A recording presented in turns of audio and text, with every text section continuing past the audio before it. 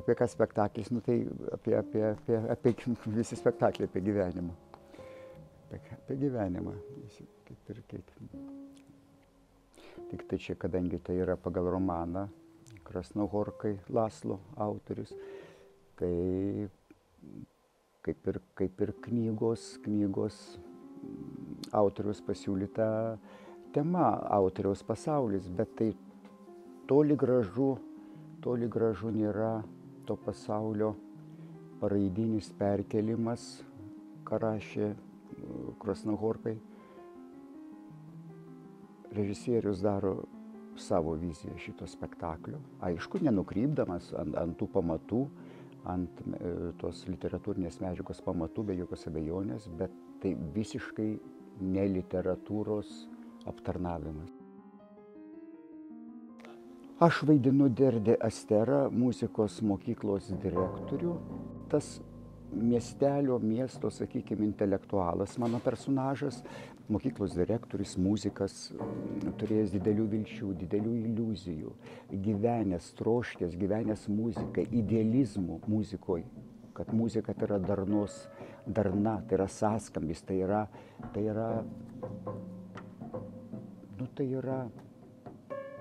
yra pasaulis dermė, kad viskas dera. Ir staiga supranta, kad niekas nedera. Absoliučiai nedera, kaip ir muzikos instrumentai. Jis atranda tai, kad muzikos instrumentai yra suderinti klaidingai. Ir jis staiga supranta, kad harmonijos nėra. Viskas haliucinacija, kad neverta. Ir nueina į save, į savo pasaulį, dar išsaugoti. Ir pasima tik tai vieną žmogų, kuris absoliučiai ne intelektualas, bet dvasiškai jam artimas žmogus, va tas pagrindinis personažas, kuris miestelio toks kvailelis, bet jis turi didelę sielą, didelę tokią poetinę viziją, jisai bendrauja su dangum, su šviesuliais, su žvaigždėm. Bet Esterai tai imponuoja. Vienintelį žmogų, kuris tai prisileidžia. Tai va toks personažas yra.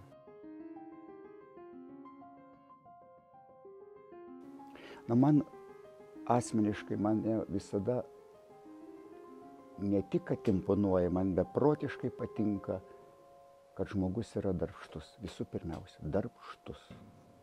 Darbštus, gilus, mingantis į tą medžiagą, į literatūrą, N variantų kiekvieną dieną, ateina neatnešantis galutinį rezultatą ir siekintis, nes aš va taip išsvajojau, aš taip galvoju, taip reikia daryti.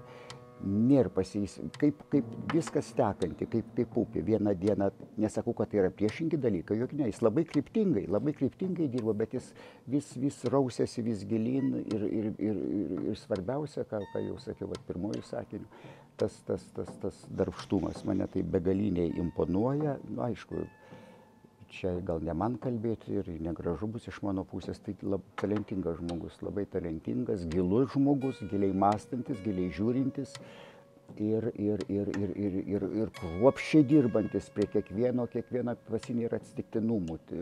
Viskas apgalvota, kodėl, kaip, jis turi savo pasaulį.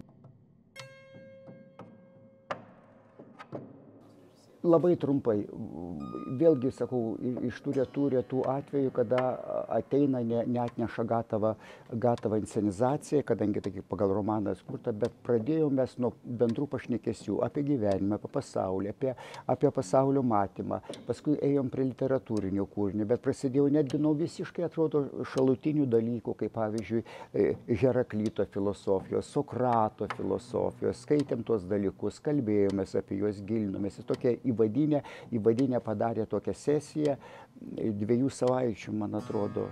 Ir mes nieko bendro šiek tiek apie kūrinį pašnekėjom, bet ne tai, kad kas pro kokias duris išėjo, kas pro kokias duris atėjo, apie tai nebuvo šnekų. Personažas turiu galvoti.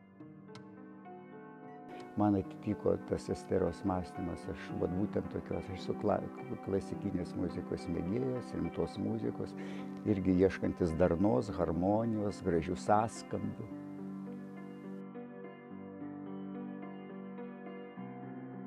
Kaip čia pasakyti, tokios pakraipos mes kaip ir spektaklio neturėjom.